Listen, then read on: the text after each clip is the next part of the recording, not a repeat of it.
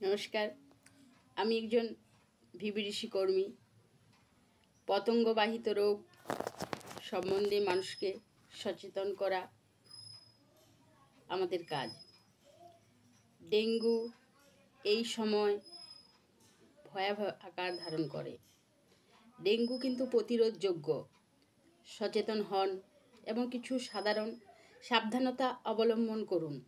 Dengue একটি virus ঘটিত জ্বর এবং এডিস মশা এই রোগের বাহক।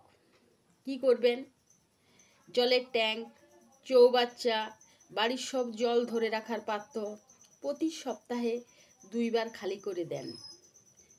ঘষে মেজে শুকিয়ে নেন এবং ভালোভাবে ঢেকে রাখুন।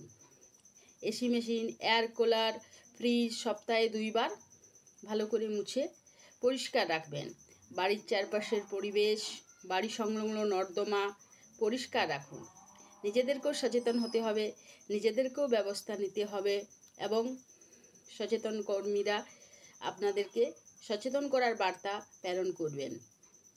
বাড়ির ভিতরে বা আশেপাশে ফেলে রাখা ডিমের খোলা, ডাবের খোলা, প্লাস্টিকের কাপ, থার্মোকলের থালা, মাটির ভাঁড়, আবর্জনা ইত্যাদি নিয়মিত পরিষ্কার করুন এবং নির্দিষ্ট জায়গায় জঞ্জাল ফেলুন। মশার কামড় এড়াতে ঘা ঢাকা হালকা রঙের পোশাক পরবেন। জানলা দরজা বন্ধ রাখবেন। ঘরের ভিতরে রাখা ঝুলন্ত জিনিস, আসবাবপত্র, বিভিন্ন ধরনের জিনিসকে আপনারা পরিষ্কার করবেন। এডিস মশা সাধারণত দিনের বেলায় কামড়ায়। ডেঙ্গু জ্বরের ক্ষেত্রে বলছি, ম্যালেরিয়া বা আরও অন্যান্য পতঙ্গবাহিত রোগের মশাগুলো অ্যানোফিলিক্স আর অন্য টাইমে কামড়ায়, কিন্তু ডেঙ্গুর মশা দিনের বেলায় কামড়ায় এবং এর পরিষ্কার স্বচ্ছ জমা জলে কিন্তু ডিম পাড়ে। ঘুমানোর সময় অবশ্যই মশারি ব্যবহার করবেন। ডেঙ্গু আক্রান্ত এলাকায় জ্বরের রোগীকে অবশ্যই সব সময় মশারির মধ্যে রাখবেন। জ্বর হলে ডাক্তারের পরামর্শ নেন।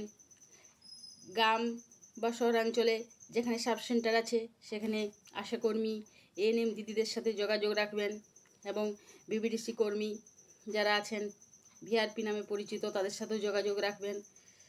জ্বর হলে প্যারাসিটামল খাবেন, ওষুধ খাবেন, সঙ্গে বেশি করে ফল, তরল জাতীয় খাবার খাবেন এবং ডেঙ্গু নির্ণয়ের জন্য যে পদ্ধতি অবলম্বন করা হয় তার নাম হচ্ছে এলাইজা পদ্ধতিতে ডেঙ্গু জ্বরের পরীক্ষা করবেন।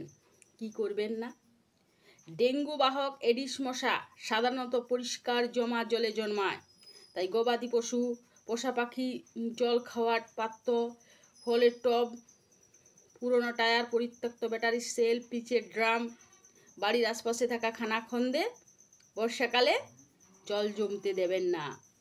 জ্বর ও ব্যথা কমানোর জন্য অ্যাসপিরিন বা আইবুপ্রোফেন জাতীয় ব্যথানাশক ওষুধ খাবেন না। অযথা আতঙ্কিত হবেন না। অধিকাংশ ডেঙ্গু রোগী সময়মতো চিকিৎসায় সেরে যান। কেমন?